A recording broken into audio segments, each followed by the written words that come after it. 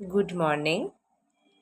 আজকে আমরা odd number বা বিজোড় সংখ্যা কোনগুলো সেই সম্বন্ধে জানব। আগের দিন আমরা জোড় সংখ্যা বা ইভেন নাম্বার সম্বন্ধে জেনেছিলাম। সেক্ষেত্রে জেনেছিলাম যে নাম্বার বা সংখ্যাগুলো 2 দিয়ে ডিভিজিবল বা 2 দিয়ে বিভাজ্য, সেই সংখ্যা বা নাম্বারগুলোকেই আমরা জোড় সংখ্যা বা ইভেন নাম্বার বলতে পারি। আজকে আমরা জানব যে অড নাম্বার বা বিজোড় সংখ্যা কোনগুলো। যে সংখ্যাগুলো 2 দিয়ে বিভাজ্য নয় বা 2 দিয়ে ডিভিজিবল না, সেই সংখ্যাগুলোকেই আমরা বিজোড় সংখ্যা বা অড নাম্বার বলতে পারি।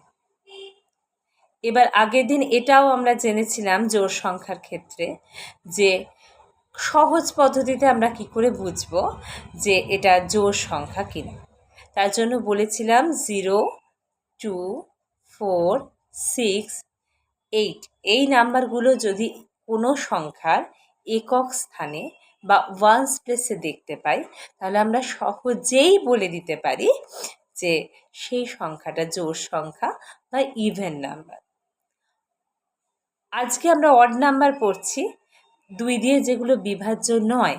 তাহলে এই নাম্বারগুলো ওয়ান্স প্লেসে থাকলে মানে 0, 2, 4, 6, 8, তাহলে সেগুলো 2 দিয়ে বিভাজ্য আমরা জেনে গেছি। তাহলে এই নাম্বারগুলোকে বাদ দিয়ে অন্যগুলো তাহলে 2 দিয়ে বিভাজ্য হবে না। আমরা 0 থেকে 9 পর্যন্ত নাম্বারকেই কিন্তু ধরবো, হ্যাঁ, কারণ এই নাম্বারগুলো দিয়েই এই 1 ডিজিটের নাম্বার, মেন নাম্বার কিন্তু এইগুলোই। 0 থেকে 9 পর্যন্ত এই কটা নাম্বারই হচ্ছে মেন নাম্বার। তারপর যে 10 ধরি, সেখানে 1 আর 0কে আমি নিয়েছি। 11-এ 1কে নিয়েছি। ওই 9 অবধি যে নাম্বার, 0 থেকে 9 অবধি, সেই নাম্বারগুলো দিয়েই আমরা 2 ডিজিটস আর 3 ডিজিটস, 4 ডিজিটস, 5 ডিজিটস যত অঙ্কের সংখ্যা বলা যায় করতে পারি। কিন্তু মেন নাম্বার হচ্ছে 0 থেকে 9। তাই জন্য আমরা যেগুলো জোড় সংখ্যায় পেয়ে গেছি সেগুলোকে বাদ দিয়ে, মানে পড়ে থাকছে কোনগুলো, 0 বাদ দিলে 1 পড়ে থাকছে, 2 বাদ দিলে 3 পড়ে থাকছে, 4 বাদ দিলে 5, 6 বাদ দিলে 7, 8 বাদ দিলে 9। এই নাম্বারগুলো যদি ওয়ান্স প্লেসে, মানে কোনো সংখ্যার ওয়ান্স প্লেসে বা একক স্থানে থাকে, তাহলে সেই সংখ্যাটাকে আমরা বিজোড় সংখ্যা বা অড নাম্বার বলতে পারি।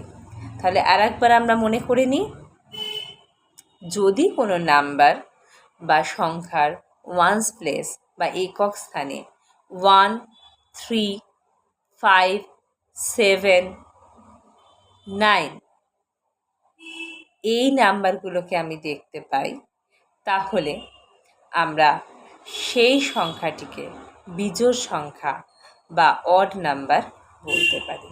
সহজেই বড় সংখ্যাও যদি আমাদের দিয়ে দেয়, একটা অনেক বড় সংখ্যা দিয়ে দিল, সেখানেও যদি আমি ওয়ান্স প্লেস বা একক স্থানটাকে খেয়াল করি, এই নাম্বারগুলোকে দেখতে পাই। কোন নাম্বারগুলো আমি আর একবার বলছি, 1, 3, 5, 7, 9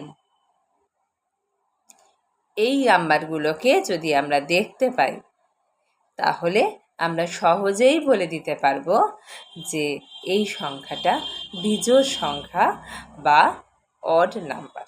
আজকে এই পর্যন্তই।